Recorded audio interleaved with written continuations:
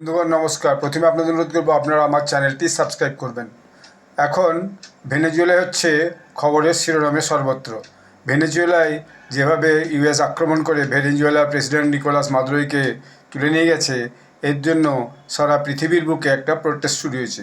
এবং এরপর ভেনেজুয়েলার যিনি ভাইস প্রেসিডেন্ট তিনি যে বক্তব্যটা রেখেছেন সেটা আপনারা শুনুন, তারপর আমি বলছি। In the early morning hours of today, exactly at 1:58 in the morning, the government of the United States launched an unprecedented military aggression against the Bolivarian Republic of Venezuela. This constitutes a terrible stain on the development of bilateral relations. In this operation, President Nicolas Maduro and the First Lady, First Combatant Cilia Flores, were captured. To our Venezuela, to our people, there is a government here, with clarity. We have convened this Defense Council of the nation where the public powers of the Venezuelan state are present. We demand the immediate liberation of President Nicolas Maduro and his wife Cilia Flores. The only president of Venezuela, President Nicolas Maduro. By inheritance, we have the sacred duty to safeguard our national independence, our sovereignty, our territorial integrity that has been savagely attacked in the early morning hours of today.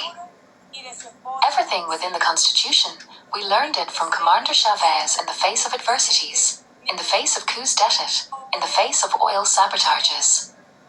We are ready to defend Venezuela.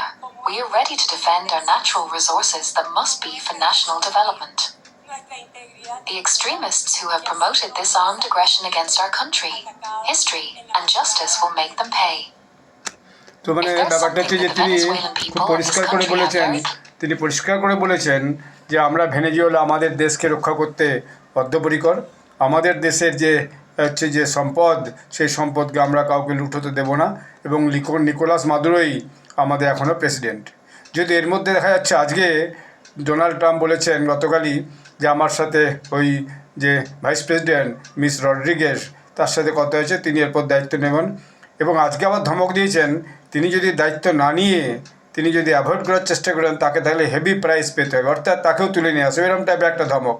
কিন্তু এর মধ্যে যেটা হয়েছে সেটা সারা পৃথিবীর বুকে ট্রাম্পের এই অ্যাকশনের বিরুদ্ধে মাস প্রোটেস্ট শুরু হয়েছে। ভেনেজুয়েলা তো হয়েইছে, এর বাইরেও সারা পৃথিবীর বুকে শুরু হয়েছে।